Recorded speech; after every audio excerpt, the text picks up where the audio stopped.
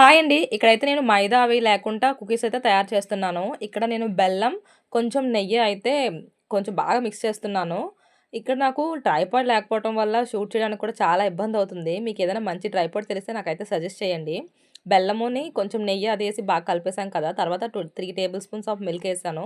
బాగా కలిపేసి తర్వాత half table spoon baking powder, 1/4 table spoon baking soda వేసి కలిపేసిన తర్వాత 1 కప్ శనగపిండి, 1 కప్ ఓట్స్ వేసైతే కలిపాను. బాగా గట్టిగా కలుపుకోకూడదండి. జస్ట్ అలా కలుపుతూ ఉండాలి. ముద్దగా చేసింది.